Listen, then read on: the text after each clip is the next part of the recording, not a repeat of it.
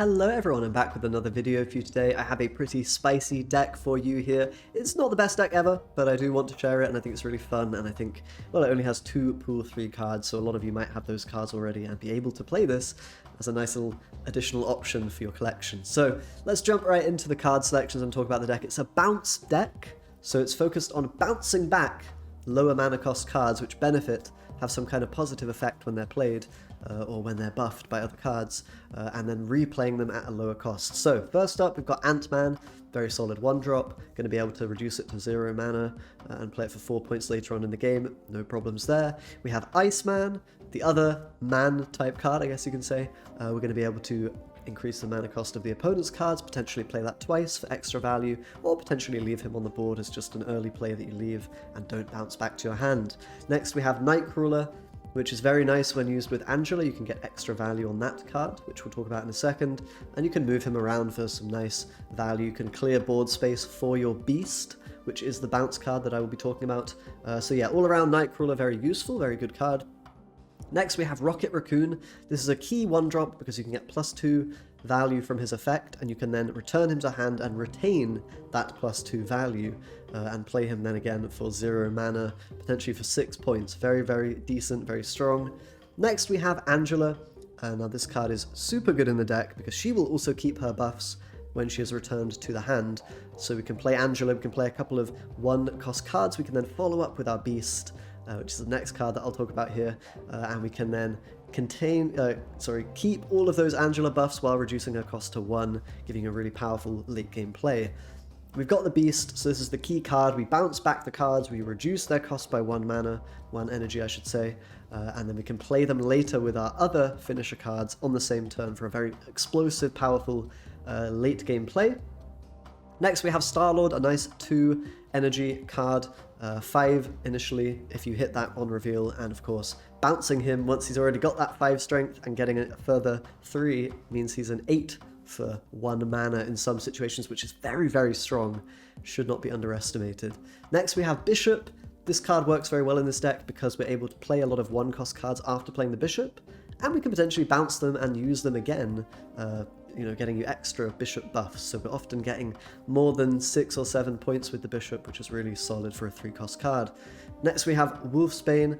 This card is really nice with the Beast as well because we can not only reduce its mana cost, but you can stack those buffs onto Wolfsbane. Perhaps you play it into a location with 2 or 3 units already. You can maybe get 7 or so points, 5 points, something like that, and then you bounce her, play her again, and you can maybe get 11 for 2, or some crazy stat line like that. So Wolfsbane, very nice finisher card in this deck. Next we have Shang-Chi, which you can combine with these lower cost cards once their mana's been reduced. Maybe play a Shang-Chi plus some 1-drops, which now cost 0, plus a Wolfsbane, for example, on turn 6. Very, very powerful point swing potential if the opponent has a tall unit. Next up we have Aero, which is the other late game consideration that you can use. The idea being, you're going to be able to play Aero on the same turn that you drop a bunch of lower mana cards, maybe an Angela into a Rocket Raccoon, into an Iceman. You can basically uncommit from a row, you take all your units out, and then you can go back into the other 2 rows that the other guy is not playing in. You can force them into a particular one with Aero. Very, very nice stuff. Finally, the last card we have is America Chavez. This is in the deck just to more reliably get the Beast, since that is the focus of the deck, the main card, the win condition, shall we say. So we're going to be able to more reliably draw that since we're never drawing Chavez before the end of the game. And Chavez is sometimes an option if we have no better play. So what are some substitutions for this deck? Well, I did try playing the Hood as a 1-cost card, maybe instead of Iceman. I didn't love it because it felt like a lot of the time I was just leaving that on the board, and it wasn't ending up being huge value, and it was hard to discount the devil, the demon that you get from the Hood. So yeah, wasn't a huge fan of that one. You could try it. Perhaps you could try Medusa in the 2-cost slot instead of Star-Lord for more consistent but abusable value. You're going to always have to play that in the middle location to get the value from it. But Medusa might actually be playable in this deck, a card you don't really ever see anywhere else. Of course, Shang-Chi is always optional if you're not really facing units that go very tall in power, then consider taking Shang-Chi out. And other than that, you could even try Falcon to bring 1 cost back to your hand. I don't think it's too good in this deck, because what we really benefit from is reducing that mana cost, that energy cost, and allowing us to play those 1 cost cards at the same time as a very powerful play like Arrow to disrupt the opponent to explode the board with points. So I don't think Falcon's too good, but that's a card that works in Bounce archetype. So those are the substitutions I'd recommend. Let's just jump into some games now. Alright, let's jump into a game here. You'll notice my setup is a little bit different for the gameplay section here. Let me know what you think of it in the comments if you want. I think it looks better. We've got a bit more space, a bit more stuff going on. The deck is quite big on the screen. You can see my... Okay, let's play Iceman.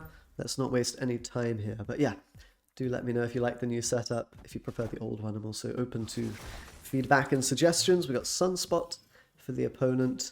Okay, let's slow things down a little bit here. Think about what we're going to do. We've drawn the Beast.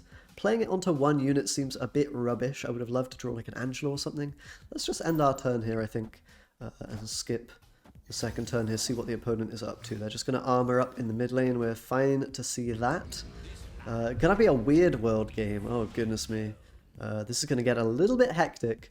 Lockjaw's interesting. Let's go ahead and play that in the right location. Or even in the left, I don't know.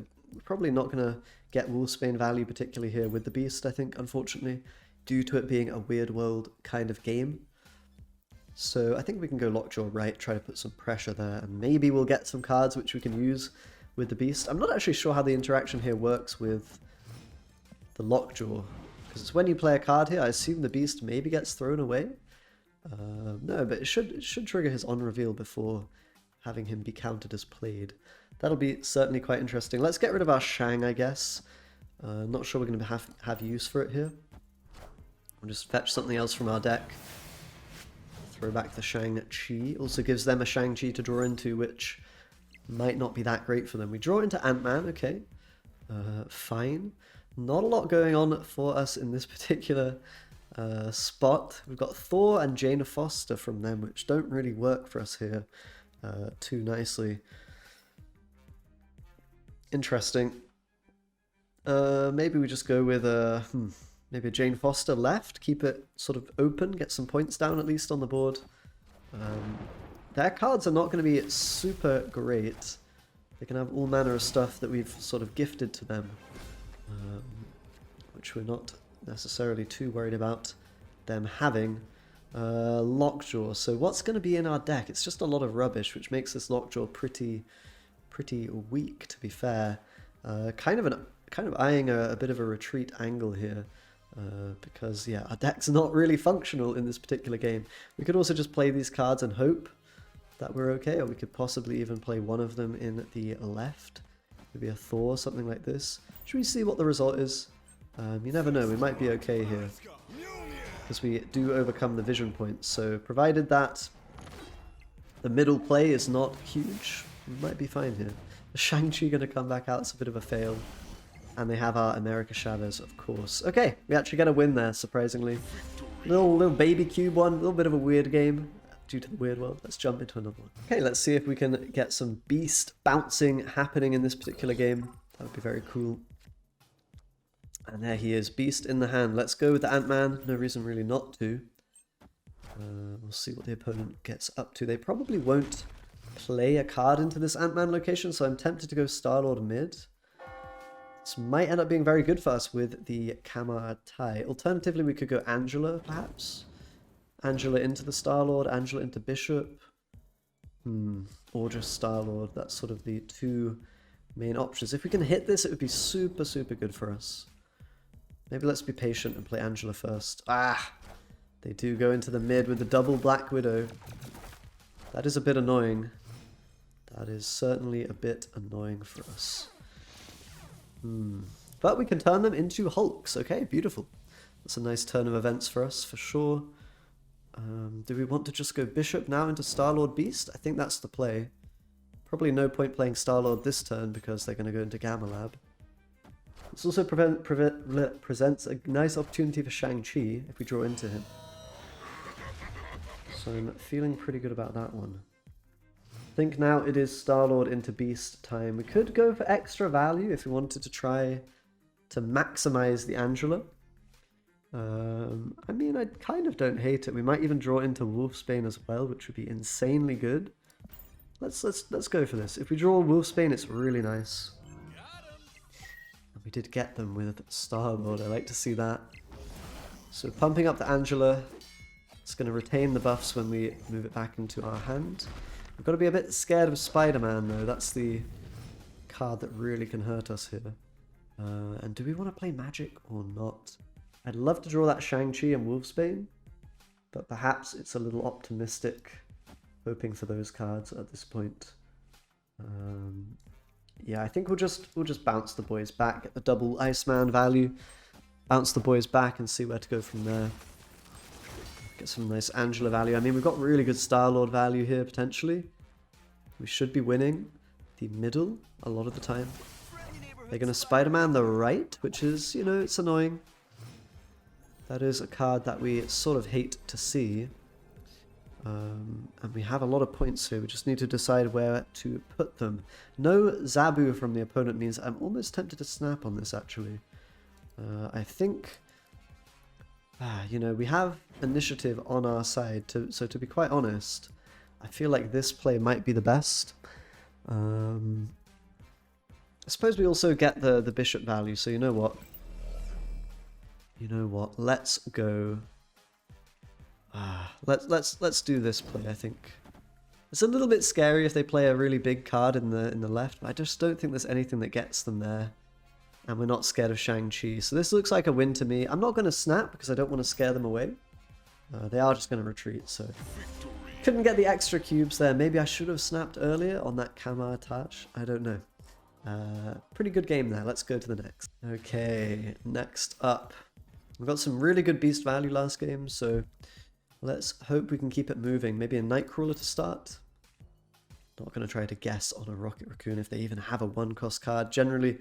Rocket Raccoon's better to play on, you know, turn 2, 3, 4, something like that, to try to snipe that extra value on it. Here it's going to be forced out of our hand by the location, so...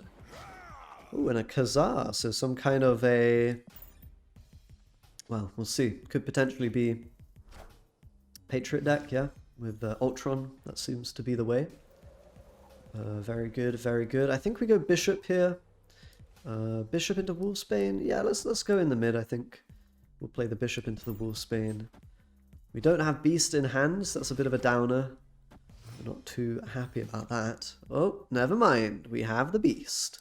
Okay, perfect. We actually can also retain the Bishop buff.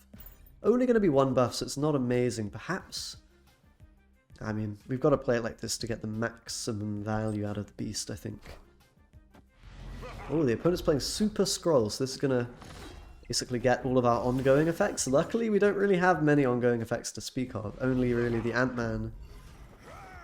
So I'm not too worried about that. And the Jotunheim, this might seem good for them, and it kind of is, because it takes away from our value on our cards a little bit, but we can at least beast our units out of there.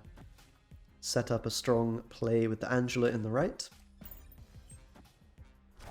And they're going to start losing value over time to the Jotunheim. We have Aero now, so we can force their, you know, final play into a particular location if we want to do that. Which might be good, but then again, I think we want to play our other cards, really. So we're not being super mana efficient here, which is a bit lame. It's also a little bit difficult for us to actually find the value that we need here. This Patriot... Yeah, Patriot Blue Marvel Khazar, it's going to buff by a whole 4 points every single, you know, Ultron drone that they have. So this might just be a retreat angle, I think.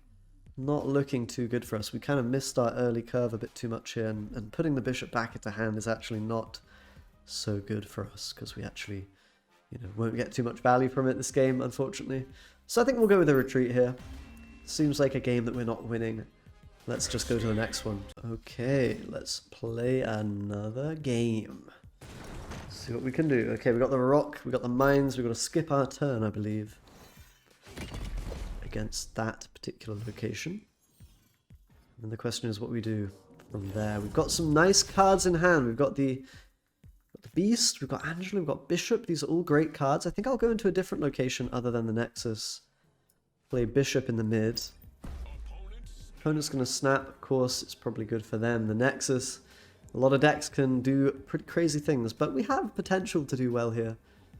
We're going to be able to set up quite a nutty final turn with Aero. So we'll see what we can do. Going to just play Bishop in the mid now, as planned. And we'll go from there. We've got to be a little bit afraid of Killmonger, that's definitely a threat. I feel like this will be probably Silver Surfer. Either that or Cerebro, and Silver Surfer tends to be the deck that does things. Maybe Cerebro. Maybe Cerebro. Could very well be. Let's go for the big Angela Beast value now. It's looking really, really hot. Particularly if they play a card on the left, which they are going to. That's really good for us. And we can, of course, move away Nightcrawler so that we have space to play Beast. Deck is sort of functioning as intended at this point in time.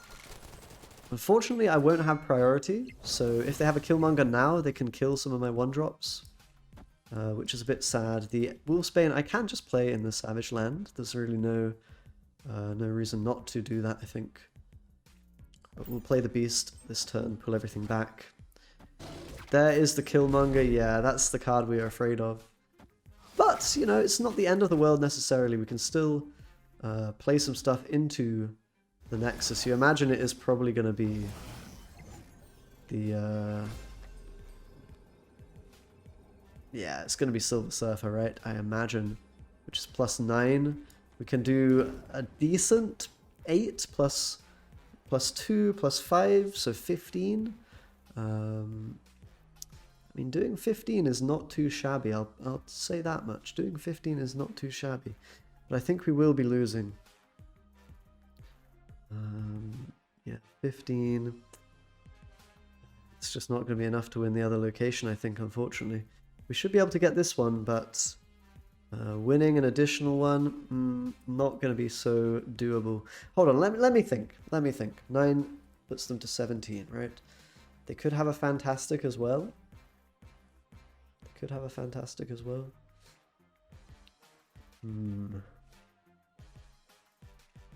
Interesting. And we go to 21.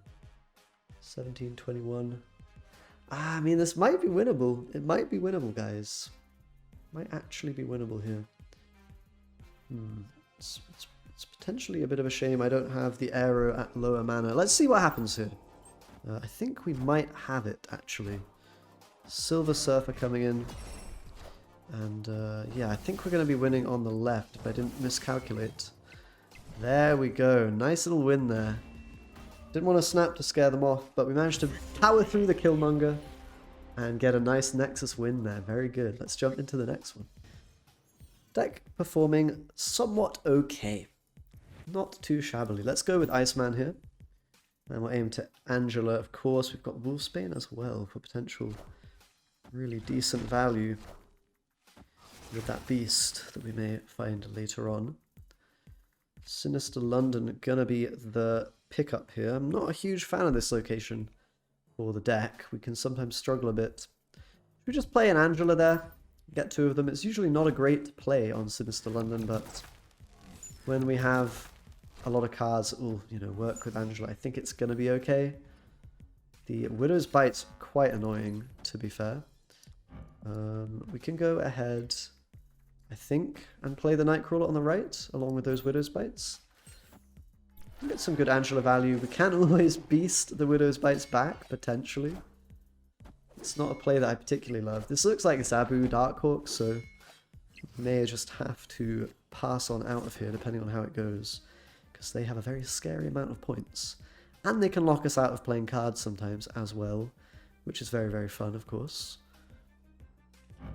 I think we just go with Wolfsbane here, and then we maybe Beast everything back. It's going to be a wacky and wild game. Let's stay in it. Let's stay in it for the time being. I don't like the snap. Probably it's a retreat, but I don't mind losing a couple of cubes here if we have to, just for the sake of gameplay and learning. Let's see what they have. Gonna be a Moon Girl, so you know it's gonna be a couple of really OP Nighthawk plays. I'm gonna have to try and I think maneuver the Shang-Chi into a winning, into a winning spot, provided they don't play Spider-Man, which they probably will. So I think the play here is just, we hope they don't have Spider-Man, and if they do, then they do. And it is what it is. I'm gonna play the Rocket Raccoon. The Beast will get copied and pull it back anyway, so I might just end up with a free buff on it potentially. Gotta imagine there will likely be Spider-Man here, which signals a retreat for us, unfortunately. That is just the Zabu tax that one must sometimes pay. Oh, it's actually just going to be Darkhawks. Okay. Perfect. So this is when our mighty Shang-Chi can come in and clutch victory from the jaws of defeat. How are we doing this? Well, we want to play Angela, I suppose. That seems... Nah, do we even? I think we actually don't. We want to play Shang with our Wolfsbane. Seems like the best line of play. So we can go with the Rocket Raccoon on the right, I suppose, since they're not going to play a card in the middle. That seems fine. And it's a bit sad that we're not winning on the left. It kind of stresses me out as well, I'm not going to lie. But I think Shang gets copied, Wolfsbane then gets copied, and Nightcrawler. And that should be winning. Let's not snap, I don't want to scare them away. Let's just ride it out, hopefully to victory, but we'll see what their last card is. Chavez, that's going to be really nice for us. Shang-Chi coming in, securing a win that, you know, maybe we shouldn't have been getting necessarily. This rock slide nearly going to do it with the throne room, but Wolfsbane with the extra value, nah, you can't really beat that in this particular spot. Very nice, getting some Zabu Darkhawk cubes. Smells like victory, eh? Brilliant. Thanks very much for watching, guys. Turns out it's possible to win with a Beast Bounce deck. Now, I recommend you maybe watch the video on the screen right now. I don't know where it is, but it's somewhere. Go watch that video. That's a great video. And subscribe as always for more content. See you next time. Bye-bye.